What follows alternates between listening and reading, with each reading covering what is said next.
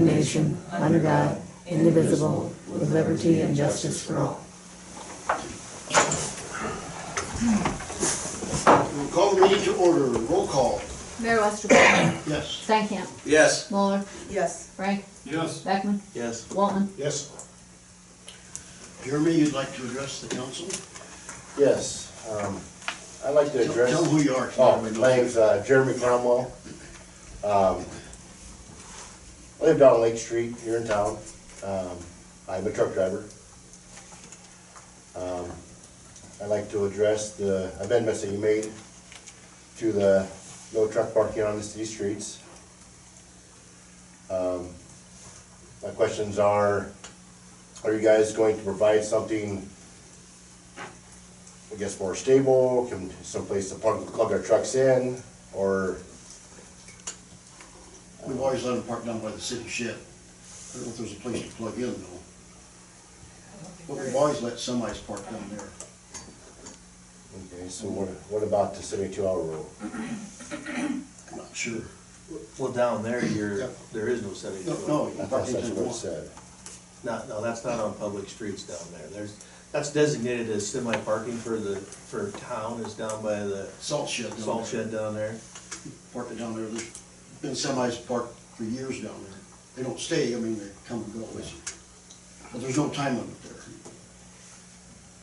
But as far as plugins, there's no plugins. I guess, would there be able to put plugins down there? Because otherwise, leaving our trucks run all night, that costs a lot of money. I don't know where you draw electricity from, because it would be quite a ways away. Closest electricity would be the Moore City shed.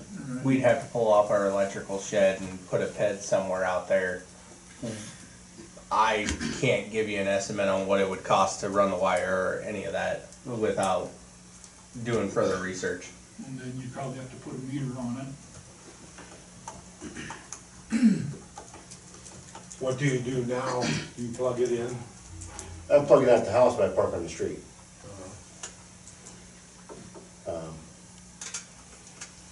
Can you unhook your trailer down by city shed and take the tractor home and put it through the alley and into the yard? I could, yeah. That might be our only option. But somebody else got a different take on it. My only question would be, where would our liability stand if something were to happen to something down there on? We have trailers all the time down there. Okay. They're always there. Okay, There's one gentleman constantly has his truck down there. okay, I didn't know Well, that. I think it's even designated as parking down there, isn't it? Yeah, Code. it's in our code, yeah. Yeah. You can unhook the trailer down there anytime you want. Just clear back on the east side of the salt shed. There's a pile You of guys- gravel, park it east of there.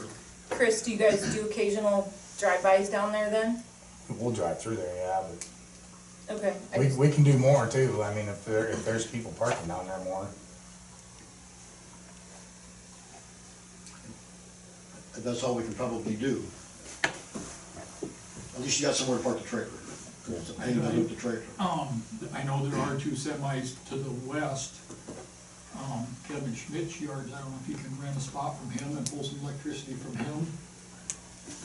That's where Alan Myscheid and, Dana Drost parked theirs. But I think they rent a spot from Kevin, I think. There's somebody who owns that standalone garage down there. Who's that? We Nielsen. Lynn Nielsen. Maybe he would sell you electricity, I don't know. You know where he lives? Yeah. Kay can tell you. Not right now, probably. I can take you to it, but I can't tell you his address. It's out there by Whitey. Lakewood Drive. Yeah, somewhere there. Yeah, sure. But there is power down there, you just gotta find the right guys to hook to. And they might, back in this, you don't have to hook the trailer up. That's not always a lot of fun. No, it gets to be a pain in the butt sometimes. Yes, Yeah. yeah. I think that's all we can, unless the council wants to change the ordinance, but I don't think so. And we worked on it for quite a while to set that ordinance. Yeah. I don't think anybody's up to changing it. Nobody asked why they kinda ousted all the truck drivers from parking in town? Like, especially on Lake Street, there's semis there, and if there's two semis or two vehicles, then people can't get through, especially in the summertime when there's a lot of people here that can't always drive between two vehicles. That does happen. Yes, it happens. We're just trying to get the semis, especially down around the lake area where people park. So, All over town, yeah. Yeah. We had some up in the southwest corner of town that was parking on the street, and we forbid it from there. He, I think, rented a spot from Dutch down there to park his tractor. And that ordinance also includes what, like RVs and other things that was Yeah, added it's to not it, just semis, it's, so. Construction trailers. But, you know, you get a lot of complaints from people in the neighborhood about semis and campers and fifth wheels and stuff parked on the street for an extended period of time or overnight and stuff, so I guess that's one of the reasons for the ordinance that we just passed. if you have any trouble getting somebody down there has power, call City Hall, we can find a number, I'm sure, for Wayne or Kevin Schmidt, somebody. Because then we can look it up, but not right now. Yeah. Just call the office during working hours, they can find you a phone number for these guys. That's about all the help we can do. Okay? All right. All right, thank you, sir. Thanks, Jeremy. Okay, consent agenda. Motion to approve, I'll make that motion. second, no second. roll call. Stankham, Yes. Frank, Yes, Beckman, Yes. Walman, Yes. Muller, Yes. Okay, we need to consider it, purchase of the emergency radio for City Hall. You have that, quote, basically from Alpha Wireless.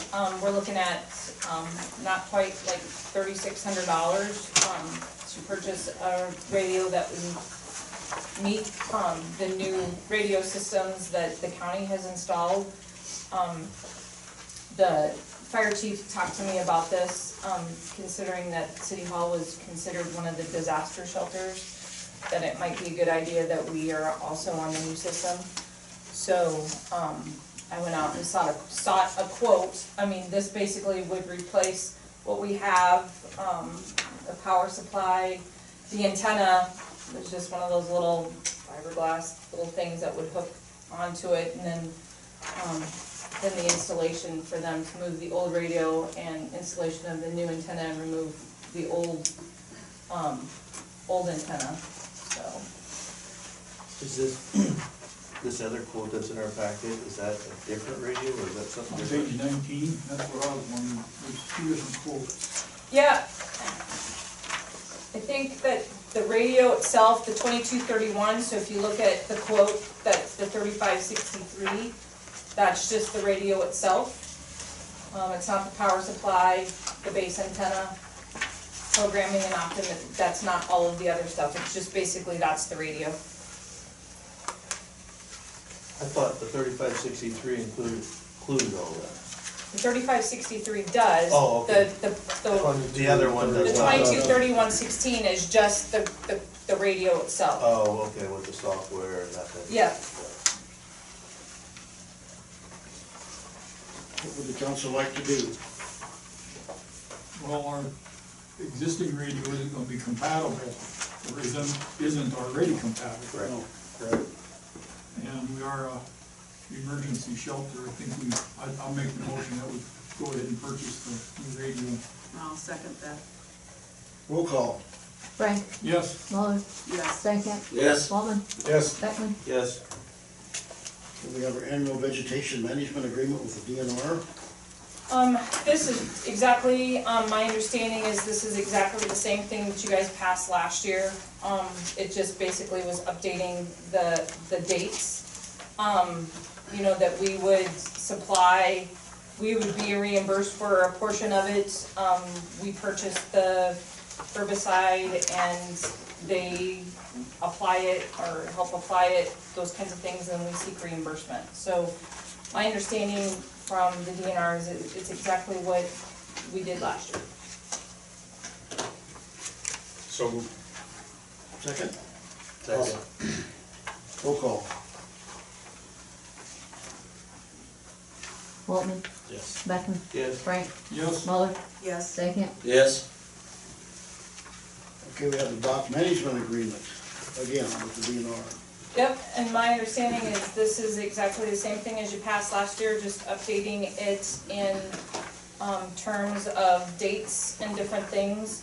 I do know that they are working on, which I don't think is part of this agreement, but I know that they are working on certain things around in this area where, some of the area in between the dock and the property line, I know that they are working on some things in that realm, but that's not part of this agreement. I think we're gonna be seeing something different. So this is basically exactly what Nathan told me was what you saw last year as far as us managing the dock,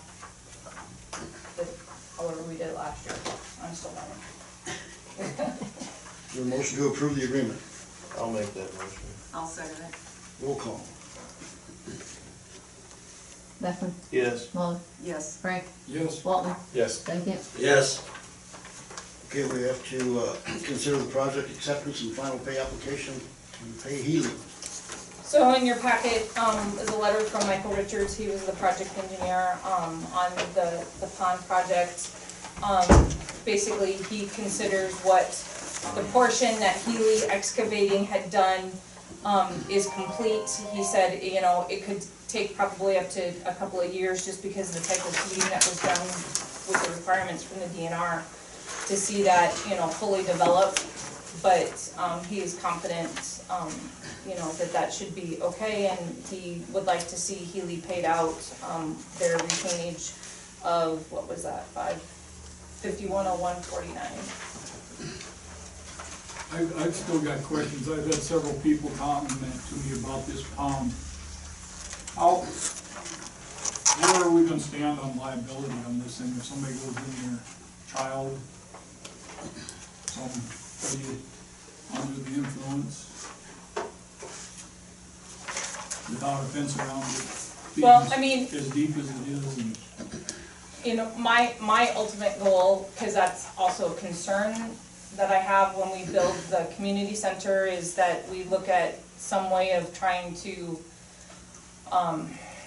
ward off either through landscaping or different things that we, you know, might be able to limit that a little bit, but, I think they're fairly confident with the amount of grass and different things, once the vegetation grows, you know, goes up, it's gonna look way different than it does today, because you're gonna have taller grasses and different things with management of that, area, because it is a DNR managed vegetation, place.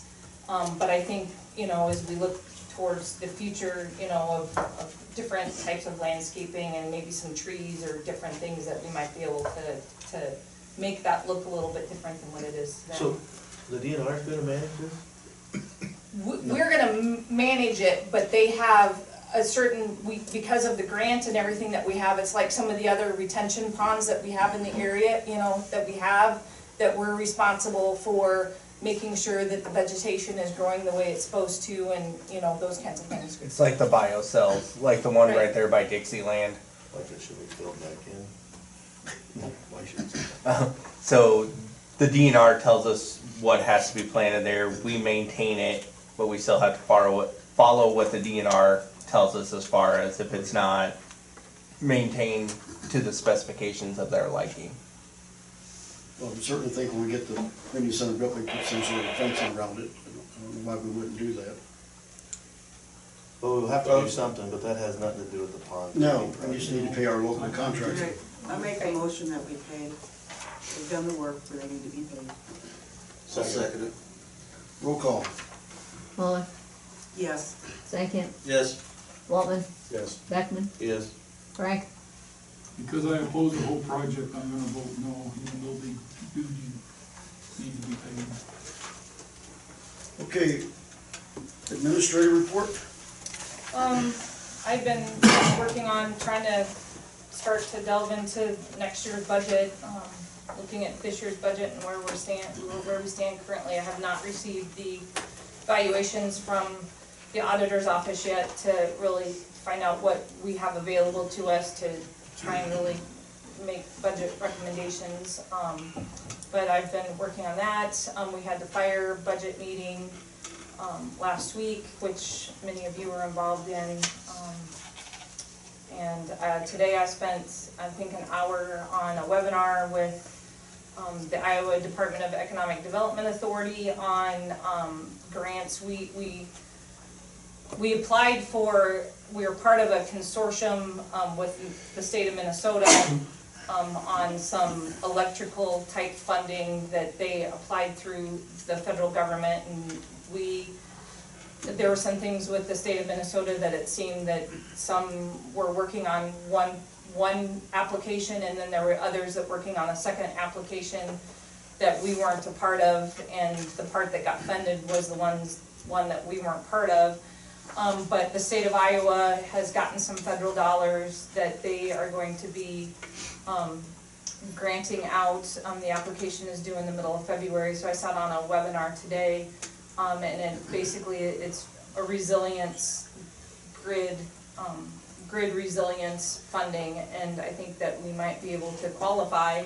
I know that there's probably going to be a lot of people, trying to vie for the same dollars. So, but I sat on that webinar today. We have a meeting with Calhoun and Burns on Thursday to discuss the bridge replacement project. That would be that bridge that's out there by the old wastewater treatment plant, and my understanding is those are grant dollars. I'm not exactly sure if it's reimbursement grant dollars or how that will all work. I'm still trying to read through the paperwork on that.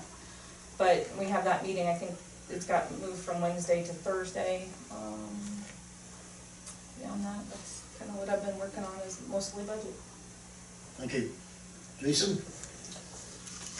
Alright, the electrical boys, they were figuring out what type of electrical service that will be required for the new establishment at the old laundromat.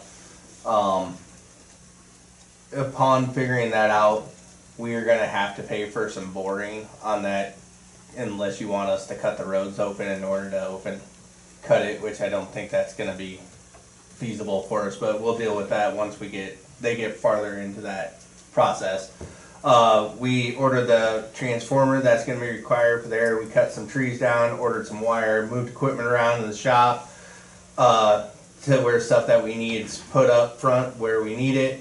Shut off some service to some places, replaced 2 street lights, changed the batteries in the 550 as they were no longer working properly and smoking. Finished the riser pole. One of the things that we've been looking at is on our equipment, replacing some of our equipment. One of the things that we've been looking at is a new vac. And we got some prices on it, and Vermeer was nice enough to bring us one and let us try it out. It's really nice. I would tell you it's like a Cadillac compared to driving like a Chevy Corsica, but we're just trying it out, and we're working on getting quotes to see where we can put it into the budget and everything else like that. We did some misreads. Set Austin up to go to a metering class in January. Trent's going to go to a supervisor training class for electrical foreman in February. We dug the manholes out in the field by 30 acres so CIT could do their point repairs and their cleaning. Shut off a couple water services per request of the owners. The manhole on Lake Street is fixed. Everybody should be happy about that. The fire hydrant on South State Road's fixed. We did some cold patching. The man lift they came and picked it up, took it to Storm Lake. It needed to have service done, and there's hydraulic leaks in the hydraulic lines, and they don't do those in the field. They have to take it back to their shop and do it. The starter on the white dump truck went out. Lester has been working on taking that out. The location of that, Lester was not a happy camper. But we got it out, we got the new one ordered, it should be here this week. Worked on, building permit with Miss Teresa, boil water advisory for the Provost area when we had to shut off the water because of the fire hydrant. We had to do our bacteria testing and public notice. Cut down some more trees. The remote read for the meter at the at the bank is not working. We are working with the manufacturer to get that fixed. Old Castle was nice enough to give us 7 dump truck loads of sand for free. It wasn't meeting their specifications that they needed, and they figured we could use it and we'll take free stuff. So we hauled that, filled in the manholes out at 30 acres today, replaced the broken taillights on the dump truck, got some more quotes on the back potholer.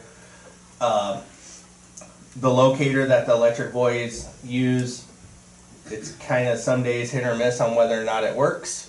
So I got a quote on what it is to replace that, and while talking to the salesman, he talked about he can come and give us a free training on using that locator for more than just using it for electrical, like locating plastic water lines and stuff like that. So on January 24th, he will be here and giving all of our guys training on how to use it for more than just locating electrical wire. So getting quotes on that stuff. We finished our SEP system feeding at the wastewater plant per Sagar's recommendations. We had a gentleman here to fix the sirens on Friday. The siren right outside of City Hall, the coil and starter went bad. He is ordering us a new coil and a starter for it. Ice House Point, it's a communication issue with the telephone service. Derek, the gentleman that was here working on it from Power Solutions, he's working on getting us a quote for a radio read, and then we can eliminate this telephone service line that's causing it not to work, and that would go on all 5 of the sirens.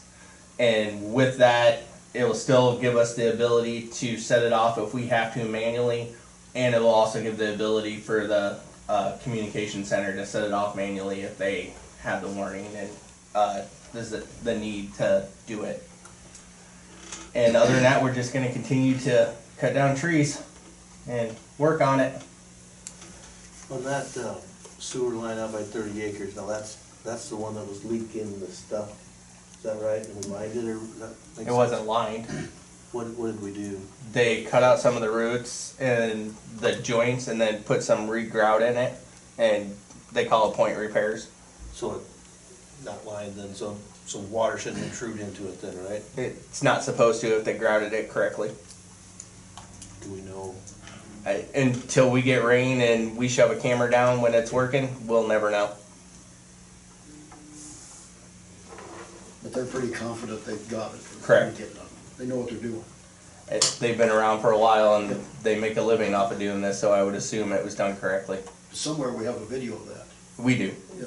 Yeah, we had pictures of it. Right? Yeah. Yep. We have the video. It's really boring to watch. Did we do another one over by Provost then too? So we attempted to do more of the one on Provost. The problem with the one on Provost was the one manhole we couldn't get into because it was asphalted over. I didn't know that's where they were going, so I couldn't try to uncover it. They went as far as they could. Did they go the whole distance that they were supposed to? No. They did what they could with the ability that they had, not being able to get into the other manhole. It wasn't that up by when they replaced that pavement up on that hill, when that was all cracking away, weren't we trying to get up there somewhere? It's up by there. Yeah, there's a manhole in the middle of the road. It's just asphalted over. Okay. And then they went over to outlet 20, which is the line that goes out to the old plant. No map that we could find, and I talked to Lon, because if anybody's gonna have more information than me, it'd be Lon, I would assume.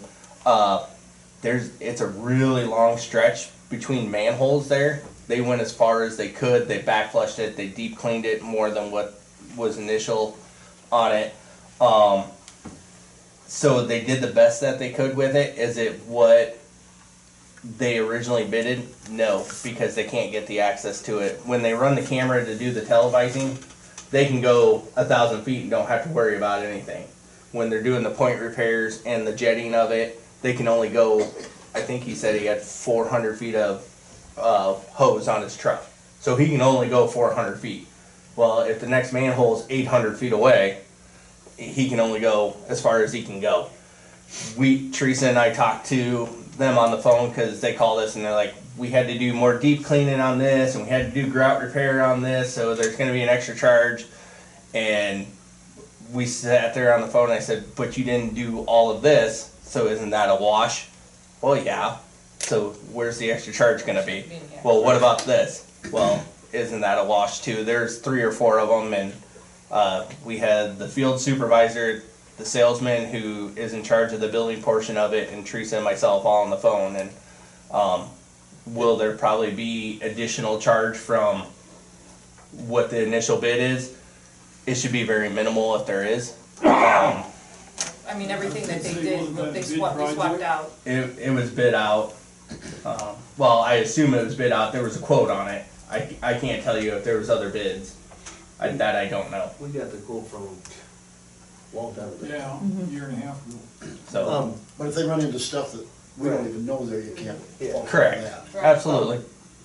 And remind me again on the sirens, you're getting It's the starter and coil. right for this one, Yep. but then you were talking about. It's a radio read or it's a Radio read radio transmission control. thing. Right. Yeah. So we're getting a quote for that to go on all 5 of them? Correct. Yes. So then all 5 should, but the rest of them all were, I heard the testing that day from 10 miles away, so I know they were testing them. Yes. So then all of them are working like they should be then. Correct. Perfect. After, well. Well, once we yeah. get the radio, Yes, if after that's what we get decide to this go one- with. After we get this one repaired and after we get Ice House Point, if we, yes.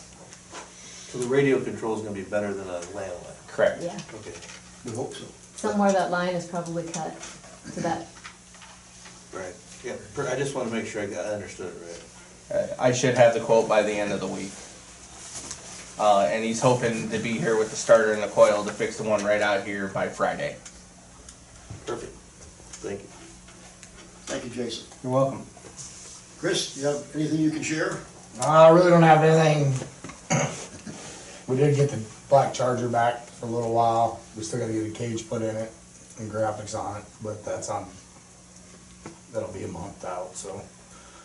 But other than that, we ain't got much going on. It's kinda slowed down a little bit, so, other than the big shit big stuff we're working on. Thanks, Chris. Keep up the good work. Yeah. Okay, before we go into closed session, I see Corey's here. You want to tell us, before we go into closed session, about your application for that Broughton? The plan to, I assume the house is no good, because I know the roof has been bad for a long time. And to knock it down, and it would be nice to knock it down at the same time when a guy can put a foundation in. So you don't knock it down, have a hole there. Next summer we could get a basement put in. And then instead of knock it down, put dirt in, haul the dirt back out.